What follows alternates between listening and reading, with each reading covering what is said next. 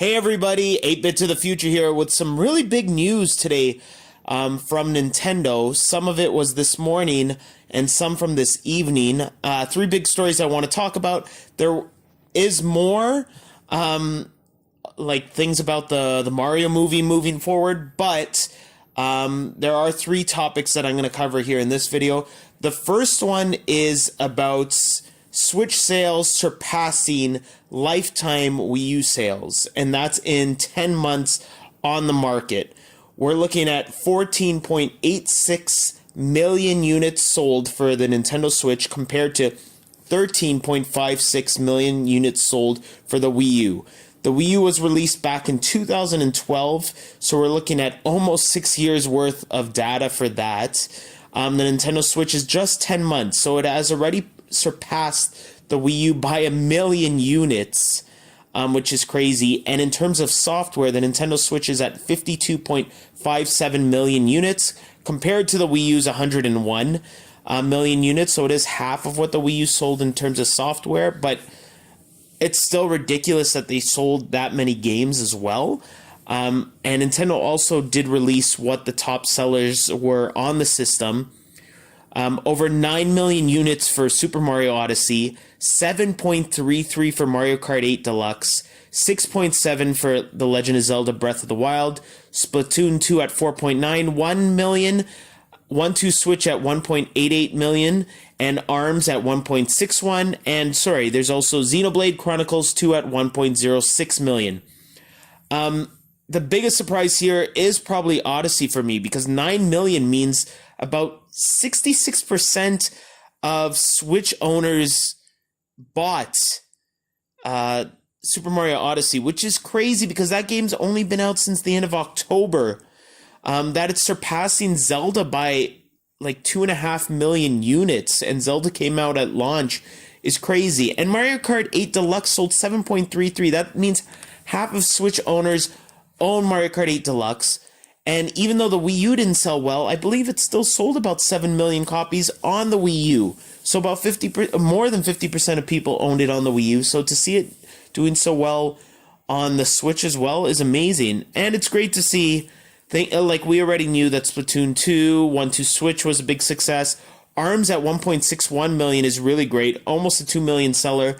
I'm hoping for a sequel in the future. And what to take away from all this is that Nintendo Switches are still selling like hotcakes. I know this takes into account the last quarter of the year, which ended December 31st. So, of course, you had the holiday sales. So it was expected to be really strong. But remember, they forecasted to have 15 million. Well, originally it was 10 million units sold by the end of March of 2018. Then they increased that to 15 million. And they're basically at the 15 million mark already at the end of December. So they still have another few months to see if they could surpass it even more. And pretty sure they will. It probably won't be selling as well as the holiday season. And their lineup's a little weak, to be honest, in this first quarter. You do have Kirby coming out March 16th. Bayonetta 1 and 2 will be coming out in February, and you have a few titles here and there, some ports coming in the spring, Mario Tennis, but nothing major yet. Maybe we'll get a Nintendo Direct soon about that, but this is great to hear. It's so nice to hear Nintendo on the up and up. So that's the first news story I wanted to cover. The second one was that Nintendo has given a little bit more information on their online services that they're going to be launching later this year. We all knew that they were going to have a paid online service, much like PlayStation and Xbox has, because it's currently been free. It was originally supposed to launch in 2017, and it got pushed back to 2018. Now they've officially come out and said that it will be releasing September 2018, and the price points seem quite nice. We're looking at about $4 US a month if you were to purchase it monthly, $8 if you purchase it in 3-month increments, and $20 if you just purchase it for the year. These are US prices. I do live in Canada, so expect to see maybe $25, $30 max for the year, which is less than half price of the other systems. To be honest, it worries me that it's that cheap because I feel Nintendo never has really gotten online right. So hopefully it's not just, hey, now you're just paying for something you had free before. I'm hoping we're going to get good choices with voice chat, creating groups. The app becomes a little bit better because right now the app is pretty pointless and only works with Splatoon 2. I'd love to see some integration with Mario Kart, ARMS, things like that. They are also going to be introducing some sort of like a PlayStation Plus or Xbox Gold type of system in terms of getting free games every month. They are going to be older classics is what they're calling it. I know they've advertised Super Mario Bros. 3 and Dr. Mario, just to name a few. And they didn't really go more in depth. We did know from before that the games will rotate out, so you might have one game in your collection for 1 month. But you know what? If they offer a decent selection of classics, even though we've played them millions of times and have purchased them on a ton of Nintendo systems, that is an added incentive to be paying for this online service. And since the service is so cheap, I will happily pay for it. I just really want to see if they're going to give us a little bit more than just paying for online and giving us some old games that we already own. But still excited to see what's going to go down. And there are rumors that it will probably release with a big online game to show off their online services. So it could be Smash, though I highly doubt it. We haven't heard anything about Smash unless it's a port of the Wii U Smash.